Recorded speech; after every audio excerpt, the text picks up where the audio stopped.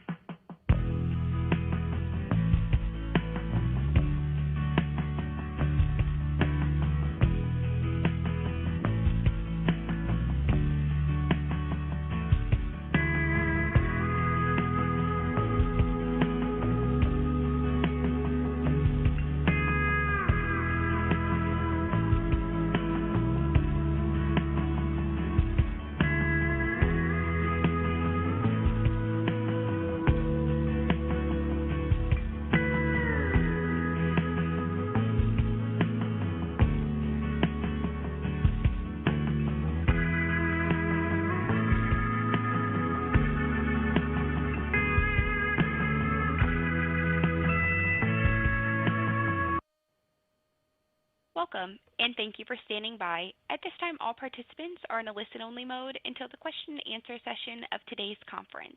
At that time, if you would like to ask a question, please dial *1. Today's call is being recorded. If you have any objections, please disconnect at this time. I would now like to turn the conference over to Patrick Lynch. Thank you. You may begin. Thank you, and hello. Good morning. Thank everyone for joining today. My name is Patrick Lynch. I'm the Deputy Chief of the Office of Communications at NASA's Goddard Space Flight Center. As the launch of the James Webb Space Telescope draws nearer, we wanted to set up this opportunity to talk to you all about some of the unique circumstances, certainly for NASA at least, around covering this launch, and then also give you all a chance to ask questions of NASA, of the different mission partners about that launch coverage. So this is very much an informational call.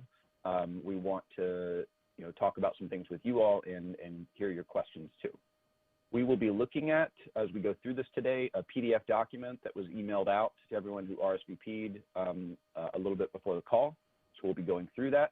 If you don't have it for some reason, please reach out to the public affairs officer who you communicated with to get the call-in information, and we can get that to you.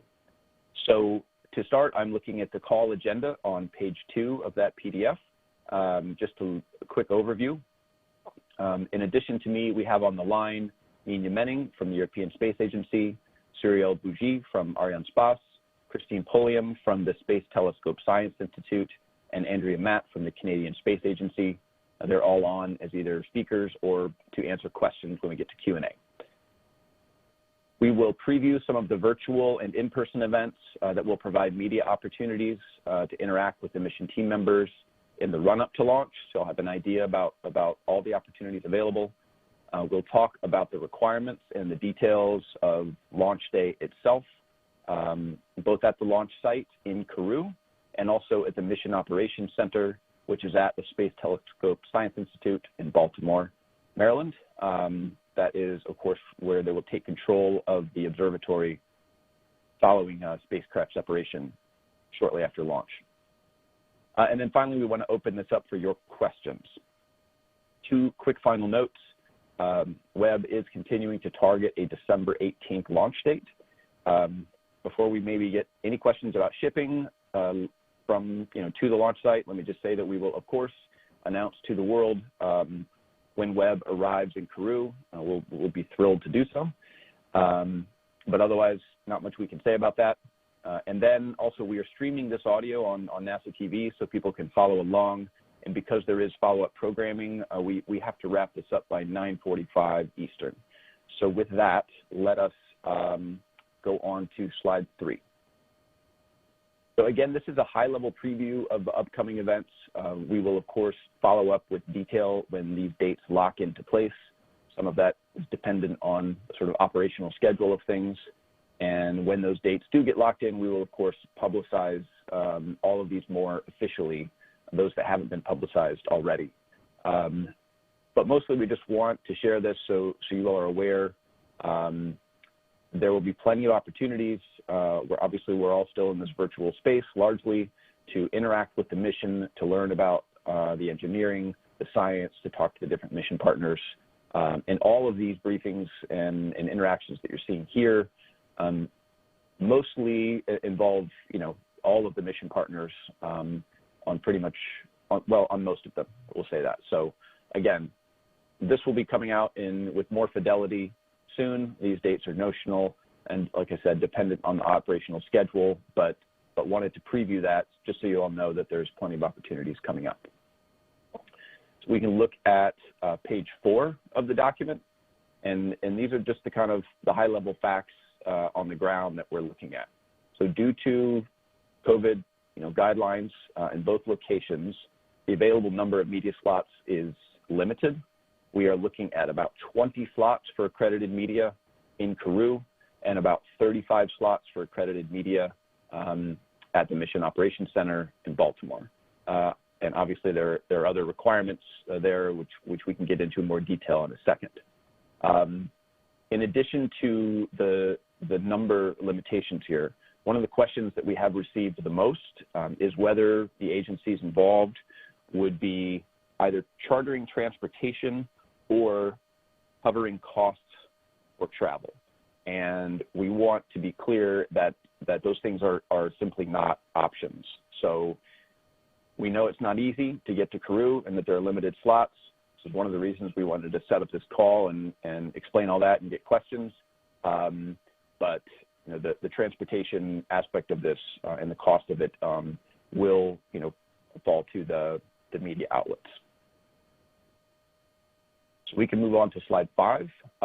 Following this call, both NASA and ESA will open up registration forms, just be later today, to collect expressions of interest from you all about covering the launch activities in person, and this would be for both locations. The NASA form will be for both locations. We're going to leave that up until October 20th is the current plan. And the plan there is we need to get a good understanding of how many people are truly interested in making this trip to either location, given the limitations, the number limitations, and of course the logistical challenges. So before we make everyone submit all of this cumbersome official accreditation, we need to get a handle on what those numbers are, and recognizing we might also face the circumstances where we have more people who are interested in going than we have slots, which is not a situation that we're looking forward to, but one that we'll might have to deal with certainly with partners working together on that. So with that, I'm going to pass over to Cyrielle with Arianespace to talk about requirements and logistics in Kourou on slide 6. Hello, everybody. So when it comes to French Guiana, we have to follow a few rules that are quite mandatory, actually. So the first one is that all travelers must be vaccinated for yellow fever at least 10 days before entering French Guiana. The proper documents will be requested by authorities before boarding the planes in Paris, and you will have to show an international vaccination pass. You have to be aware that this territory is also subject of malaria and Zika virus, which are transmitted to people through mosquito bites. So we do recommend to invest in insect repellent to make sure that everybody's fine at the end of the stay. As of right now, French Guiana is considered to be a red zone for COVID-19. Therefore, we have strict rules for now, at least. If you're vaccinated, you can access the territory without any problem, but you do have to show an international vaccination pass, just like for malaria, for yellow fever. For non-vaccinated people, you will have to present a PCR test of less than 72 hours or an antigen test of less than 48 hours. The thing is, if you're not vaccinated, you must self-isolate for 7 days after entering the territory. So it is something that you do have to consider when it comes to logistics. There is also a curfew for now, which is from 7 p.m. to 5 a.m. every day and all day long on Sundays. Restaurants are closed, but it is possible to have food delivered to your room or to have takeout. Regarding travel authorizations, you need a visa if you're not a citizen from the European Union. This requirement has been waived by for some foreign nationals, and you can find the complete list on the website of the Ministry in charge of European and Foreign Affairs in France. And in French Guiana, of course, the currency is euro.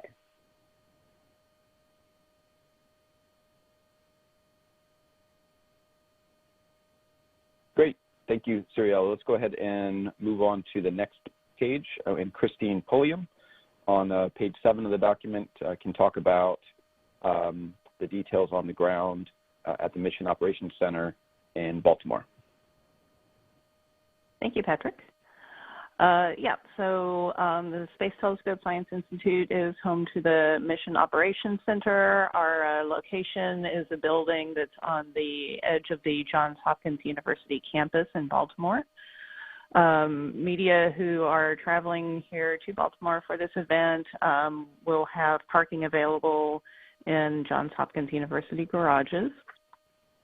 We wanted to let everyone know that we will have a dedicated press work area and, of course, access to subject matter experts, both in science as well as mission operations for questions and interviews.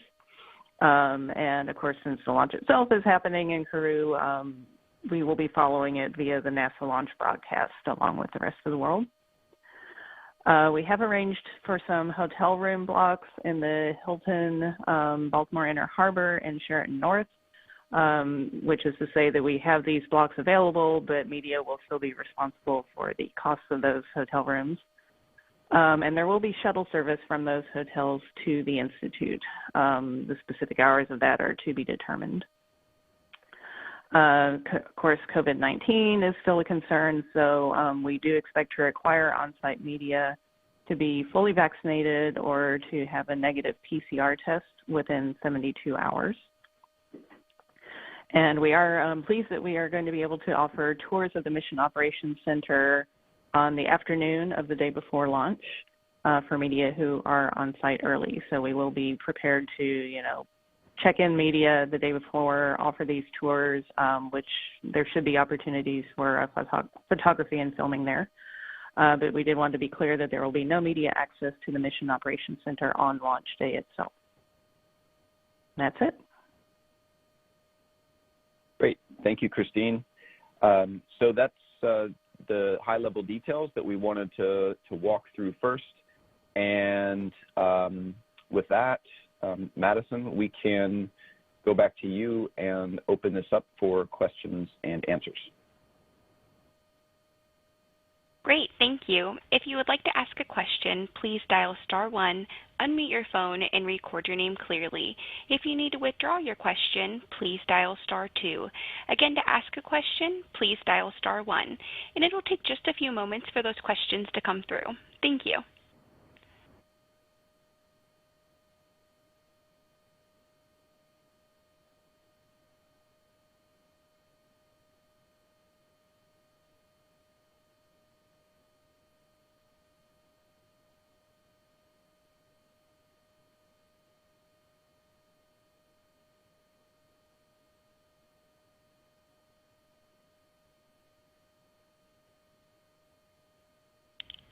Our first question is from Marina Corin from The Atlantic. Marina, your line is open.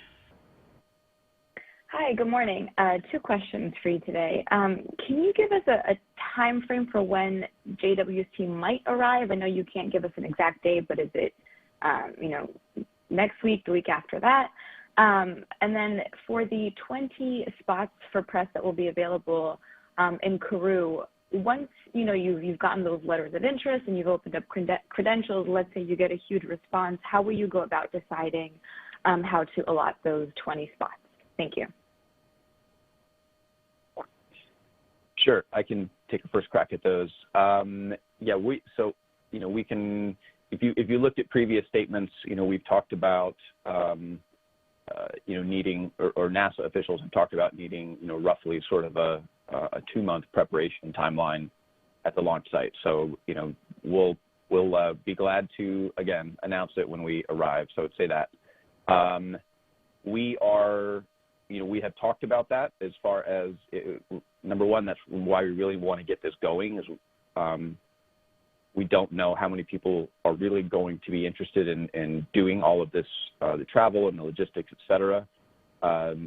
And we have talked about it at the level of, we know we can look at the various mission partners, what countries they're representing, what the overall mix is, and try to come up with as fair a way as possible to make sure that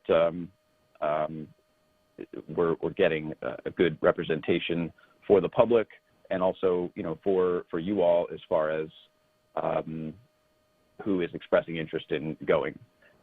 So I will be honest, we haven't nailed down like this is the exact criteria. We need to see the numbers that come in, and it's our intention to work together and be sort of as fair as possible and trying to figure out what we can do.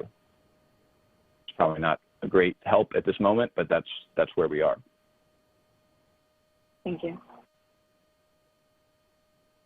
Our next question is from Bill Hardwood from CBS. Bill, your line is open. Yeah, hi, thanks. I've got a couple. In terms of the Baltimore Mission Ops Center, how long would you plan to keep the Ops Center open after launch? And the reason I'm asking is I realize it's Christmas, but I'm thinking of Sunshade Deploy, and want to know if it's possible to cover that from there. And also, I'm assuming there will be internet access at the Mission Ops Center in the press area. Second question, final question is, depending on the demand, if you fill up the 35 slots pretty quickly, is there any thinking about maybe having a secondary site either at Goddard or at NASA headquarters? Thanks. So I'll take that last one first, and then Christine, if you want to jump in on the access, post-launch at the Institute. We have talked about that, Bill. I think, again, one of the reasons we want to, gather the who's interested. The one thought I've had in my mind is that as far as a ancillary place at headquarters or at Goddard, I'm not quite sure what we would have to offer you other than, you're a little bit closer and you're on a NASA facility. If there's interest in doing that, we would certainly, look into it. If there's enough interest and you all think it would be, worth your while. So yes, it has come up. And again, we'll have to see what the level of interest in making that kind of trip. Christine, do you want to follow up on the Institute access post-launch? Sure. So we have already had some people express interest in being on site to cover some of those deployments. We haven't really made a determination of how we might support that, but we're certainly, open to the idea. A couple of the challenges, as you mentioned, this is going to be happening over the holidays, and also, we have a nominal timeline for when things will happen, but of course it's really going to depend on how everything goes. So we can't, specifically say be here on this day if you want to cover the SunShield deployment. So that's, definitely something still being discussed. And as far as internet access, yes, we will definitely have Wi-Fi available in the press work area. And actually, you should be able to get it just outside the building as well. One of the things that will be helpful for us in our planning is if you do have any special requirements, please do pass that along. Thanks. Our next question comes from Irene Klotz from Aviation Week. Irene, your line is open. Good morning. I have a few questions. The first is about the launch countdown. If NASA's planning on providing or Arianespace a clean feed without the commentary, and if not, could you please think about doing that? And for Christine, are there any events on site at the Space Telescope Science Institute prior to the tour the day before launch, and how long do you expect to keep the newsroom open post-launch? Thanks.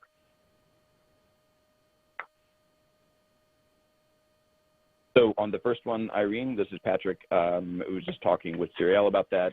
It's certainly on our radar, again, with all of the travel difficulties here of providing that clean feed. So yes, that's certainly on our radar, something that we want to be able to do. And then I'll pass off to Christine for the second part. Okay, thanks. In addition to the tours, we are looking at potentially doing some science briefings featuring some Institute scientists. But other than that, we don't have any other events planned for the day before. As far as launch day itself and how long we anticipate having the press room open, there are some media who have expressed interest in being on site through the first engine burn, which is scheduled to happen at approximately L plus 12.5 hours. So we are prepared to support that. So right now, nominally, we would close the press room at about L plus 14 hours. Thanks, Christine. Would those science briefings be also just the day before launch, or is there a reason to come out earlier if we're able to? Yeah, right now we don't have anything planned any earlier than the day before launch. Thanks. Mm-hmm. So Irene, I would add to that, we do plan to do currently an L-3 briefing, which would be virtual because we're pulling people in from so many different places. So that would occur, but it's, like I said, it's virtual. I'm not sure that you would necessarily gain anything from being on site there. Thank you. Our next question comes from Julio Cesar Chavez from Reuters. Julio, your line is open. Hi there. I had a quick question. When it comes to the limited availability slots, is priority going to be given to visual journalists like photographers or videographers over reporters? Is the first question. Second question would be if an agency, in this case Reuters, wants to send both a photographer and a videographer, would that be considered as a single bid, or would it be possible if you guys decide to only grant it to one person that you would grant it to one half of the team? Sure, so I can take a crack at this, and then Nina, perhaps you might want to jump in too. again, these are some of the things that we've thought about might surface. We clearly, we'll need to look at a balance of broadcast, photography, and print, writing, etc. And likewise, if we have people who from a single outlet who are looking for multiple slots with a good reason, like you just outlined, then that's something that we're going to have to take into account too. Again, we want to be as rational and as fair about it as possible, given what that limitation is. Nina, is there anything else that you would want to add along those lines? That's fully correct what you said, Patrick. I mean, the 20 slots is really 20 people, so it's not 20 media, but it's really 20 journalists, 20 photographers, 20 whatever it is. So we are clearly limited here in numbers, and you can imagine if there's much more interest than these 20 places, of course, we would give, preference to those that, let's say, that have a wider reach or that would pool their material or would have a wide range of distribution, so that as many people as possible can make use of these 20 places. Okay. And then I wanted to ask, would it be possible to apply for Kourou with Baltimore as a fallback, or do we have to apply for everything or nothing, essentially? Yeah. Yes, you can. So the NASA registration form, again, when it goes online later today, it will a very simple, check a box. I would, like to go to Kourou. I would like to go to Baltimore, or I would go to either, if the opportunity presents. Mm-hmm. So yes, you can register your interest for both. Okay, and my final question, just to make sure of this, there would be post-launch. Would there be post-launch interview opportunities for the people who get a spot at Kourou with both NASA and ESA scientists and Canadian scientists? Yes, I certainly think that would be the case. The plan is to do, of course, a post-launch briefing several hours after launch, and that would be broadcast as well. But for those who are on site, you'd certainly have access to the people from the different agencies. Great. Thank you so much. Our next question comes from Dan Cleary from Science Magazine. Dan, your line is open. Hi, good afternoon, everyone. Well, afternoon for me, anyway. I just wanted to ask, you haven't mentioned an in-person event from ESA at STEC in the Netherlands. I understand they were going to do one, but you haven't mentioned it. I just wondered if that's still planned. Yeah, it's Ninja here. That's indeed planned. It's for during the launch, so it's a launch event as such. I think similar to what is also planned in Canada. This is an event that takes place in STEC, as you so rightly mentioned, which is our technology center in the Netherlands. We will have a variety of scientists there that are available for interview, and there will also be relations and friends and family from the project coming together. So it will really have an event spirit as such. So it is also possible for media to attend that event and make use of that for interviews. So I can invite you all to make use of that possibility as well. Okay, great. Thank you. Our next question comes from Jeff Faust from Space News. Jeff, your line is open. Good morning. Wanted to ask for Kourou what the plans are besides the launch itself in terms of briefings, interview opportunities, tours, other events going on there for media to cover, and then also what sort of notional timeline, how many days before launch would you expect media to need to arrive or would be able to arrive early for some of those events?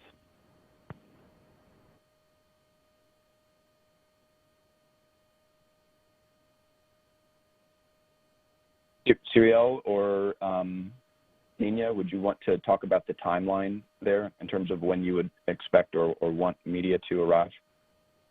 You mean in Kourou itself? Yes. You're only referring to Kourou?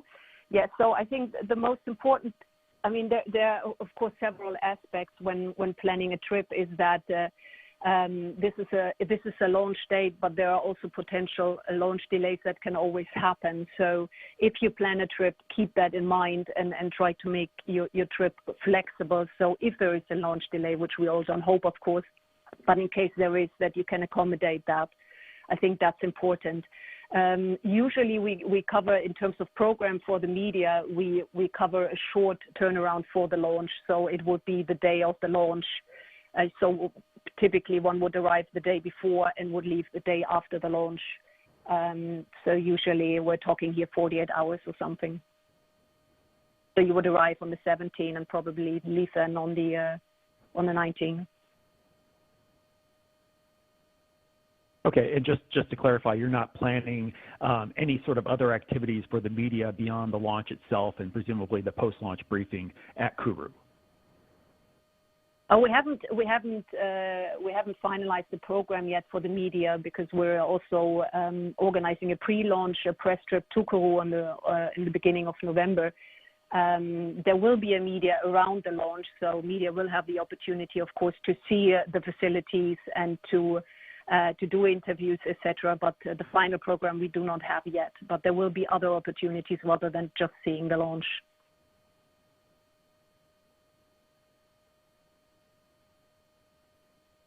Does that answer your question? Yeah, I look forward to more details as those come up. Thanks. Our next question comes from Jackie Goddard from the Times of London. Jackie, your line is open. Yes, hello. Is there any difference between applying through NASA and applying through ESA? So if we're resident media in the US, but we cover for a European-based publication, is there any advantage in applying through ESA, or is it just going to be equal allocation to both? You know, is there any advantage between applying through one or the other? There is no advantage. Okay. Thank you. So it's we have these two different ways of applying because for the European media we have a different set of rules applying to registration forms. So that's the very simple answer to why there are two ways of registering. But ultimately, in the end, it all comes together, and we look at it as one list and as one opportunity. So there is no separation. It's just two different forms ending up at the end of the day in the same discussion. That's reassuring. Okay, thank you. Our next question comes from Gino Horrell from Radio Canada. Gino, your line is open. Hi, my question is similar to Darren Clear's question about ESA, and it's for Andrea Matt. My question for Andrea Matt, but I'll ask it in English for the benefit of others. Is there any way to get a bit more details about what's coming up for us in Canada? I see that there's a briefing coming up in about a month, but do you have an idea of what could happen then, and if it will be possible to have some of your scientists maybe prior to launch for shows as ours that is weekly? Hi, Gino. We can talk afterwards, but for more details. But we will have a launch at the CSA for a launch event at the CSA, so that Canadian media can cover on site. We'll have spokespeople available for interviews there. We're also participating in some of the other international events where there'll be a Canadian who will speak to the Canadian aspects of the mission. And the L-30, we're offering a French and English briefing so that the French media also have access to directly French language briefings on the science and the instruments that were contributed by Canada. Does that answer your question? Yeah, sure. Thanks. Our next question comes from Chris Gebhardt from NASA Spaceflight. Chris, your line is open. Thank you. I have a couple of logistical questions for the 20 slots down in Kourou.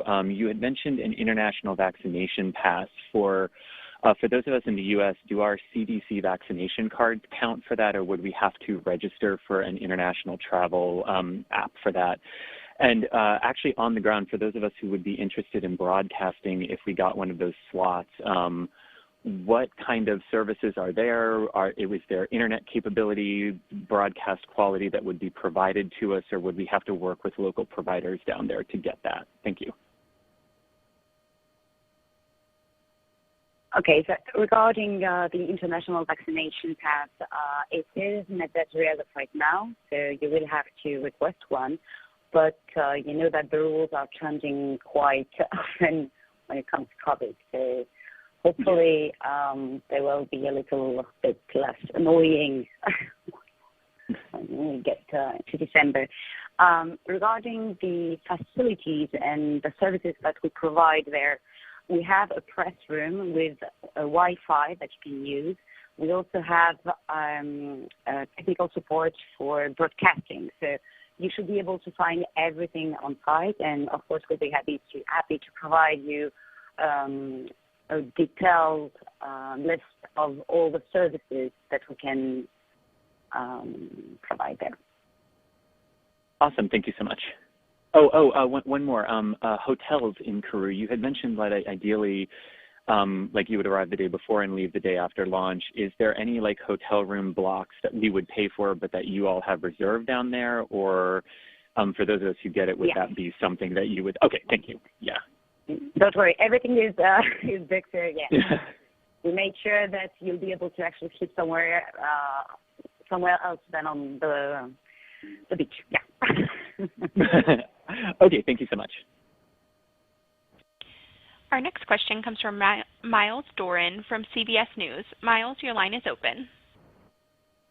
Hi, thanks. Chris just touched on this a little bit, but for television broadcasters, what kind of locations are available for live shots in both Kourou and in Baltimore, and what would that look like? In Baltimore, would that be inside, outside the building, and in Kourou, what kind of, would we need a satellite truck there? Is there internet access available for like outside broadcasting with the launch pad visible in the background? How's cell phone service out there? That sort of thing. Thanks.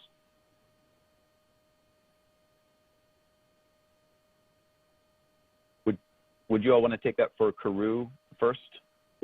Yeah, so regarding Kourou, we do have a satellite car that is booked, so we will be able to use it.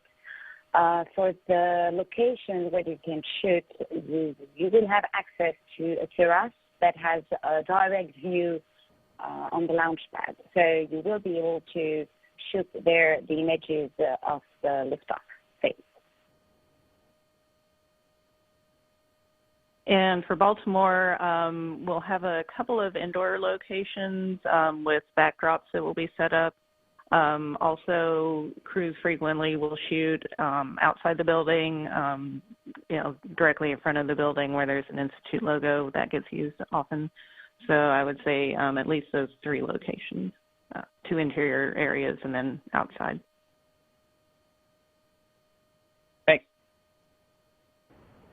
Our next question comes from Bill Schultz from Photonics Focus. Bill, your line is open.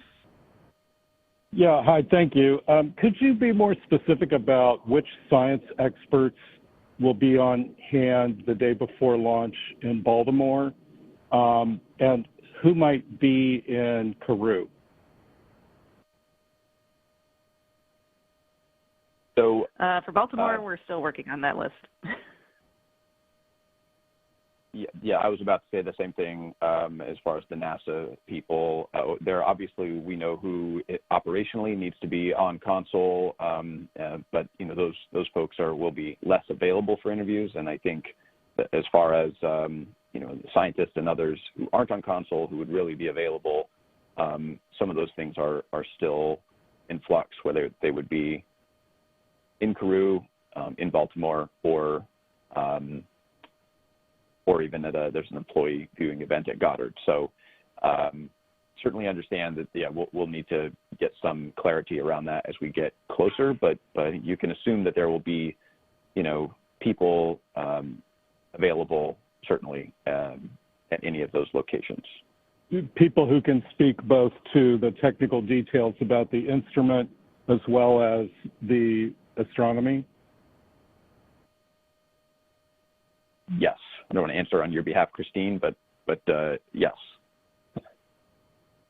Yes, same. Okay, thank you.